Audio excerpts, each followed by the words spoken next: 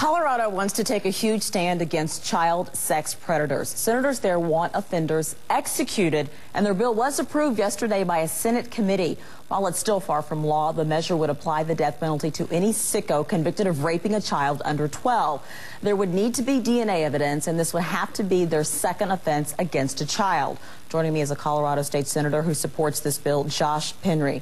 Senator Penry, it's an awful, awful thing to do something like this to a child. But the death penalty? Explain that.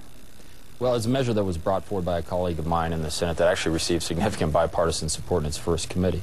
And the rationale is that the state has a compelling interest to protect children, a protected class of citizens, and that we're not talking about just any ordinary sex act. We're talking about really the most heinous and barbaric, aggravated sex acts forcibly wrought on children. And you have to do it on multiple occasions. We're talking about people with a high propensity of offending again.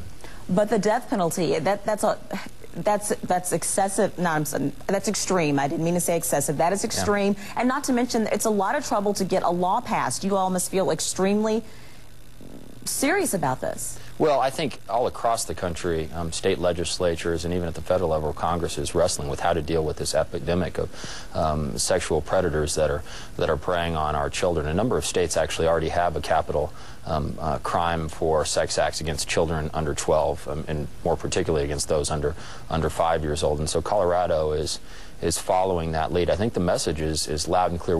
These are awful acts that really, in many instances, destroy the lives of these children, even though they're not killed. And again, it's a very small class. The state of Louisiana has had this law on the books.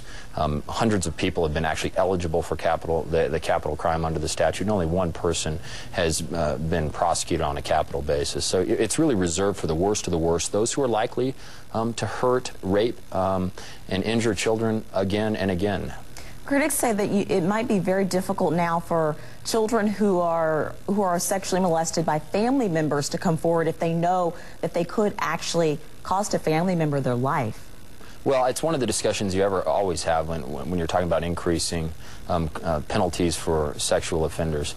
But for me, the most compelling interest we have is to make sure that justice is meted out. And the argument, if you were to flip that argument on its head, you would contend that if you lower them enough, maybe everybody would come forward and report it. At the end of the day, though, these are hard situations, and I think even the supporters of this measure recognize that some crimes, it's going to be hard to encourage these crimes to be reported. At the end of the day, though, we need to make sure that there is a strong deterrent signal sent from the state. And again, for this really narrow subset of people who rape children, young children in many cases, the finding is that really they deserve the highest punishment. Other states have done it, and on a bipartisan basis, Colorado is moving in that direction as well. Your state has one person on death row right now. Do you think that the people in your state will feel okay about this passing? Do you think it has a chance in your state? Well, again, it's only been through one committee, so there's a long way to go in the political process. I can tell you the response that I've received thus far has been overwhelming and positive. And again, it won't be used willy-nilly. Prosecutors will use these tools against people who have raped children once and are found to have, or alleged to have raped a second time, and make a finding that they're likely to rape again. That's a universe of person that we need to protect our children from, and other states have adopted this approach, and on a bipartisan basis, Colorado, again, is considering moving in that same direction. Colorado State Senator Josh Penry. Thank you, Senator. Thanks for having me.